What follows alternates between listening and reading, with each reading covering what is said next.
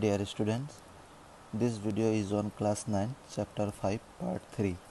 The name of the chapter is the fundamental unit of life. So today's topic is what is a cell made up of? What is the structural organization of a cell? So let's start. We saw above that the cell has special components called organelles. How is a cell organized? তো ইয়াৰ আগতে আমি দেখিছিলোঁ যে চেলৰ ভিতৰত যিবিলাক component থাকে সেইবিলাকক অৰ্গানেল বুলি কোৱা হয়। If we study a cell under a microscope we would come across three features in almost every cell: plasma membrane, nucleus and cytoplasm.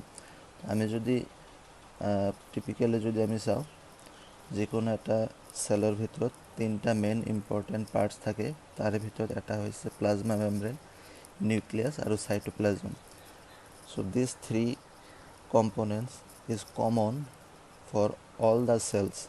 It may be in plant cell or it may be in animal cell. All activities inside the cell and interactions of the cell with its environment are possible due to these features. তো যিমানবোৰ activity এটা চেলৰ ভিতৰত হৈ আছে আৰু চেলৰ বাহিৰতো কিছুমান ইণ্টাৰেকশ্যন চলি আছে, এই গোটেইবিলাক কাম সম্ভৱ হৈছে কেৱল মাত্ৰ প্লাজমা মেমব্ৰেন, নিউক্লিয়াছ আৰু সাইটোপ্লাজমৰ কাৰণেহে। তো এতিয়া আমি আলোচনা কৰিম যে প্লাজমা মেমব্ৰেন কি বস্তু আৰু ইয়াৰ কামটো কি। প্লাজমা মেমব্ৰেনৰ আৰু এটা নাম হৈছে চেল মেমব্ৰেন।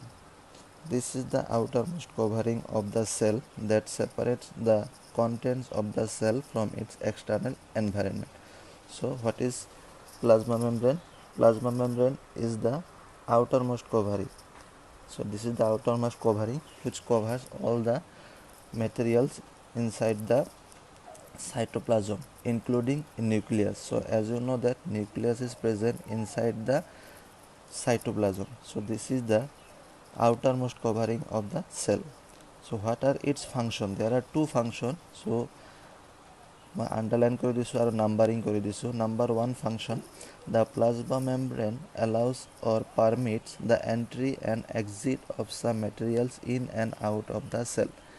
তো প্লাজমা মেমব্ৰেনে কি কৰে, কিছুমান মেটেৰিয়েল ভিতৰত সোমাব দিয়ে আৰু কিছুমান মেটেৰিয়েল বাহিৰত ওলাব দিয়ে। তো এইটো হৈছে প্ৰথম কাম। দ্বিতীয় কামটো হৈছে it also' প্ৰিভেণ্টছ movements of some আদাৰ মেটেৰিয়েলছ।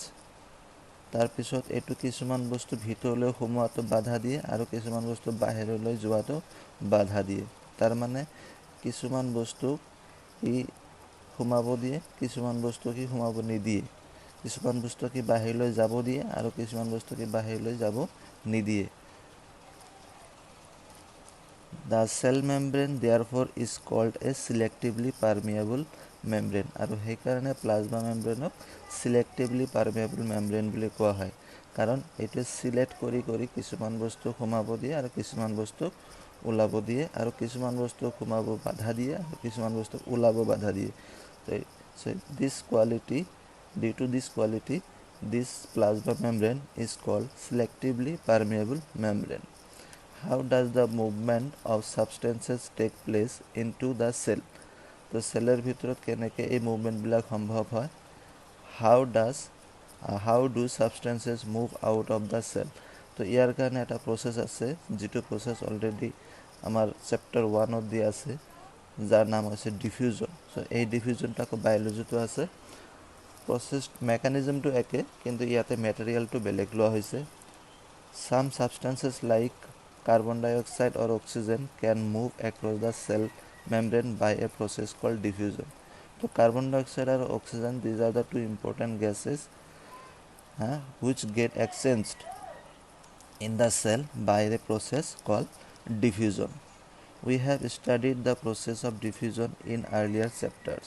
তো ইয়াৰ আগৰ চেপ্টাৰটো দিয়া আছিল, গতিকে ইয়াতে তোমাৰ এই ক্ষেত্ৰত কেনেকুৱা ধৰণৰ ইউজ হৈছে এইটো ইয়াত আলোচনা কৰা হৈছে। We saw that there is a spontaneous movement of a substance from a region of high concentration to a region where its concentration is low. তো ডিফিউজন মানে আমি দেখিছিলোঁ যে স্পন্টেনিয়াছ মুভমেণ্ট মানে হঠাৎ যেটো মুভমেণ্ট বা নিজে নিজে এটা মুভমেণ্ট হয় কিছুমান মেটেৰিয়েল কিছুমান ছাবষ্টেঞ্চৰ ক'ৰ পৰা মুভমেণ্ট হ'ব from a region of high concentration য'ত সেই ছাবষ্টেঞ্চটোৰ কনচেনট্ৰেশ্যন বা এমাউণ্টটো বেছি আছে টু এ ৰিজিয়ন এনেকুৱা এটা জাগাত যাব এনেকুৱা এটা এৰিয়াত যাব য'ত ইয়াৰ কনচেনট্ৰেশ্যনটো ল' আছে বা কম আছে something similar to this happens in cells when for example some substances like carbon dioxide which is a cellular waste and requires to be excreted by the cell accumulates in high concentration inside the cell তো সেই একে processor দ্বাৰা carbon ডাই অক্সাইডটো আমাৰ কি হয় এটা ৱাষ্ট material হয় এইটো এটা সেলুলাৰ ৱাষ্ট মেটেৰিয়েল হয় গতিকে এইটো সেলৰ পৰা বাহিৰত ওলাই দিব লাগিব যেতিয়া ইয়াৰ পৰিমাণটো একুমুলেটছ হৈ যায় বহুত বেছি পৰিমাণে জমা হৈ যায় তেতিয়া ইয়াৰ ভিতৰত সেলৰ ভিতৰত কি হৈ যায় হাই কনচেনট্ৰেশ্যন হৈ যায় In the cell's external environment, the concentration of carbon dioxide is low as compared to that inside the cell. কিন্তু সেলৰ বাহিৰত ইয়াৰ কনচেনট্ৰেশ্যনটো বহুত কম থাকে as soon as there is a difference of concentration of carbon dioxide inside and outside a cell, carbon dioxide moves out of the cell from a region of high concentration to a region of low concentration outside the cell by the process of diffusion. তো যেহেতু ইয়াতে এটা difference হৈ গ'ল কনচেনট্ৰেশ্যনৰ difference হৈ গ'ল বাহিৰত ল' কনচেনট্ৰেশ্যন আছিল আৰু ভিতৰত হাই কনচেনট্ৰেশ্যন আছিল because of the accumulation inside the cell যাৰ কাৰণে কি হৈছে ইয়াতে অট'মেটিক এটা মুভমেণ্ট হৈছে inside of the cell to the outside of the cell and this process is called diffusion Similarly, oxygen enters the cell by the process of diffusion when the level or concentration of oxygen inside the cell decreases. ঠিক একেদৰে অক্সিজেনো কি কৰে এইটো এটা important এটা substance হয় which is required by the cell আৰু এইটো বাহিৰৰ পৰা ভিতৰলৈ সোমাব লাগিব আৰু এইটো কেনেকৈ সোমাব এই একে প্ৰচেছৰ জৰিয়তে ভিতৰত যেতিয়া তোমাৰ ল' কনচেনট্ৰেশ্যন হ'ব আৰু সেই সময়ত অক্সিজেনৰ বাহিৰত হাই কনচেনট্ৰেশ্যন হয় আৰু হাই কনচেনট্ৰেশ্যনৰ পৰা ল' কনচেনট্ৰেশ্যনলৈ অট'মেটিক স্পণ্টেনিয়াছলি মুভমেণ্ট হ'ব Thus, diffusion plays an important role in gaseous exchange between the cell as well as the cell and its external environment. গতিকে ডিফিউজন এটা খুব ইম্পৰ্টেণ্ট ৰোল প্লে কৰি আছে গেছেছ এক্সচেঞ্জৰ ক্ষেত্ৰত আৰু গেছ এক্সচেঞ্জটো কেৱল মাত্ৰ চেলৰ পৰা এক্সটাৰ্নেল এনভাইৰনমেণ্টত যায় তেনেকুৱা নহয় চেল টু চেলৰ মাজতো তোমাৰ গেছৰ এক্সচেঞ্জ হয় water also' obeys the law of diffusion তো ৱাটাৰো তোমাৰ কি হয় এই একে ল ইউজ কৰি পেলাই ট্ৰান্সফাৰ হয় the movement of water molecules through such a selectively permeable membrane is called osmosis কিন্তু ৱাটাৰ মুভমেণ্টৰ কাৰণে ইয়াৰ এটা স্পেচিয়েল নাম দিছে এইটো এটা ডিফিউজনে হয় one type of diffusion but the name another term is used that is called osmosis তো অসমোসিছৰ জৰিয়তে ৱাটাৰ এক্সচেঞ্জটো হয় সেলৰ ভিতৰত the movement of water across the plasma membrane is also affected by the amount of substances dissolved in water তো এই অসমোসিছটো কিহৰ ওপৰত depend কৰিব এইটো ডিপেণ্ড কৰিব এমাউণ্ট অফ সাবষ্টেন্সেছ ডিজলভ ইন ৱাটাৰত কেনেকুৱা কিমান পৰিমাণে বেলেগ সাবষ্টেন্স ডিজলভ হৈ আছে তাৰ ওপৰত এইটো ডিপেণ্ড কৰি movement hobo thus osmosis is the passage of water from a region of high water concentration through a semi permeable membrane to a region of low water concentration to osmosis ki hobo osmosis mane hoise exchange of or passage of water from a region of high water concentration jot water poriman beshi ase aru besir pora low region of low water concentration of eto exchange hobo ba passage hobo what will happen if we put an animal cell or a plant cell into a solution of sugar or salt in water one of the following things could happen so jodi eta animal cell নাইবা plant cell কোনো এটা sugar solution নাইবা salt সলিউশনত যদি Dubai দিয়া হয় তেতিয়াহ'লে কি হ'ব। তো ইয়াতে এটা ইম্পৰ্টেণ্ট কথা আগতে মই বুজাই দিওঁ যে ডাইলুট আৰু কনচেনট্ৰেটেড এই দুটা ৱৰ্ড আমি বুজিব লাগিব। ডাইলুট মানে হৈছে, ইয়াৰ কাৰণে মই এটা এক্সাম্পল এটা লৈছোঁ। ধৰি লোৱা হওক 2 গিলাচ পানী লোৱা হৈছে, 2 গিলাচ সমান সমান আকাৰৰ 2টা গিলাচ লোৱা হৈছে আৰু পানীও সমান সমান লোৱা হৈছে। এটা গিলাচত 1 নম্বৰ গিলাচত যদি 1 চামুচ চেনি দিয়া হয় আৰু 2 নম্বৰ গ্লাছটোত যদি 10 চামুচ চেনি দিয়া হয়, তেতিয়াহ'লে 1 নম্বৰ গ্লাছত পানীখিনি কোৱা হ'ব ডাইলুট সলিউশ্যন আৰু 2 নম্বৰ গ্লাছত থকা পানীখিনি কোৱা হ'ব কনচেনট্ৰেটেড সলিউশ্যন। গতিকে 2 নম্বৰ গ্লাছটোত চেনিৰ পৰিমাণ বেছি আছে, পানীৰ পৰিমাণ মানে according to the amount of the solute, that means চেনি, ৱাটাৰ ইয়াত আৰু ৱাটাৰৰ প্ৰয়োজন আছে। গতিকে এনেকুৱা সলিউশ্যনক কোৱা হয় কনচেনট্ৰেটেড সলিউশ্যন। গতিকে এইবিলাক কথা ইয়াতে ইউজ হ'ব, তাৰ কাৰণে মই বুজাই দিলোঁ। One of the following 3 things could be happen. ইয়াত তিনিটা পৰিঘটনা আছে, এই তিনিটাৰ ভিতৰত যিকোনো এটা হ'ব পাৰে। যদি চেল এটা আমি যদি এনেকুৱা সল্ট সলিউশ্যন বা সুগাৰ সলিউশ্যনৰ ভিতৰত ভৰাই দিওঁ তেতিয়াহ'লে কি হ'ব। If the medium surrounding the cell has a higher water concentration than the cell, meaning that the outside solution is very dilute, the cell will gain water by osmosis. Such a solution is known as hypotonic solution. So hypotonic solution মানে হৈছে এনেকুৱা solution য'ত তোমাৰ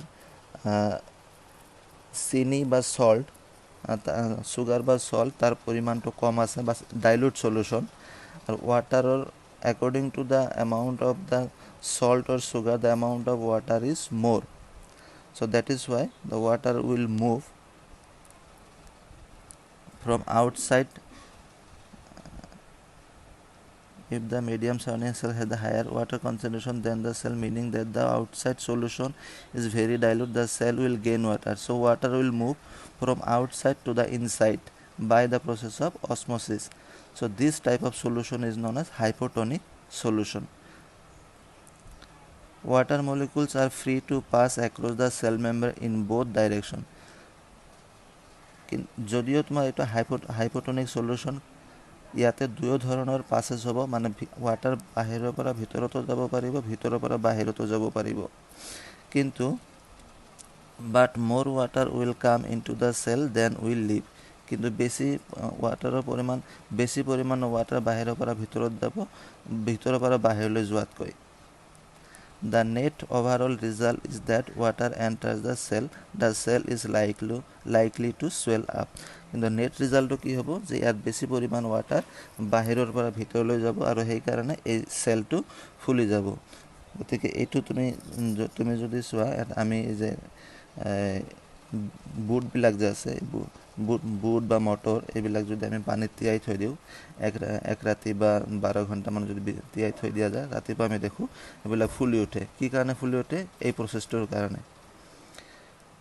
If the medium has exactly the same water concentration as the cell, there will be no net movement of water across the cell membrane. Such a solution is known as isotonic solution.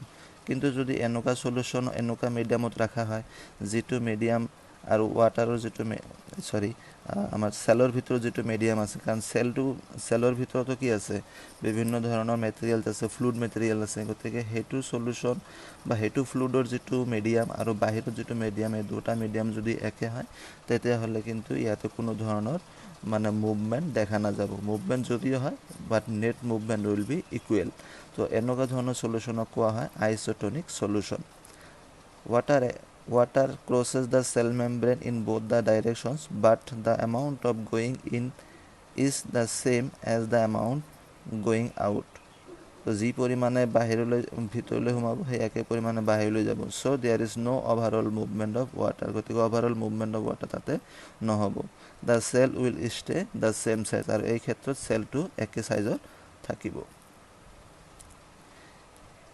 If the medium has a lower concentration of water than the cell, meaning that it is very concentrated solution, the cell will lose water by osmosis. Such a solution is known as hypotonic solution. কিন্তু যদি এনেকুৱা এটা solution হয় য'ত একেবাৰে বেছি পৰিমাণৰ salt বা সুগাৰ যদি দিয়া হয় তাক আমি কনসেন্ট্ৰেটেড সলিউশন বুলি কৈছিলোঁ তেনেকুৱা যদি হয় তেতিয়াহ'লে এই ক্ষেত্ৰত কিন্তু সেলৰ ভিতৰৰ পৰা মেটেৰিয়েল বা ওয়াটাৰ কি হ'ব বাহিৰলৈ ওলাই আহিব কাৰণ সেলৰ ভিতৰত তাৰ ওয়াটাৰ কনসেন্ট্ৰেশনটো হাই হ'ব কিন্তু বাহিৰত কিন্তু ওয়াটাৰ কনসেন্ট্ৰেশনটো ল ওয়াটাৰ কনসেন্ট্ৰেশনটো ল কিন্তু সল্ট বা সুগাৰ কনসেন্ট্ৰেশনটো কিন্তু হাই বাহিৰত আৰু সেই কাৰণে কি হ'ব পানী ভিতৰৰ পৰা বাহিৰলৈ পাসেজ হ'ব আৰু এনেকুৱা ধৰণৰ সলিউশনক কোৱা হয় hypertonic solution. Again, water crosses the cell membrane in both directions, but this time more water leaves the cell than enters it. तो या तो तुम्हार की होबो नेट रिजल्ट की होबो नेट रिजल्ट होबो therefore the cell will shrink আৰু এই মানে বেছি পৰিমাণৰ পানী এন্টাৰ কৰিব পাসেজ কৰিব ভিতৰলৈ তাতকৈ বেছি পৰিমাণৰ পানী বাহিৰলৈ ওলাই আহিব আৰু এই ক্ষেত্ৰত কি হ'ব সেলটো শ্ৰিংক হৈ যাব এটো অলপ সৰু হৈ যাব Thus, osmosis is a special case of diffusion through a selectively permeable membrane. So, osmosis it is a type of diffusion, a special type of diffusion. Thank you.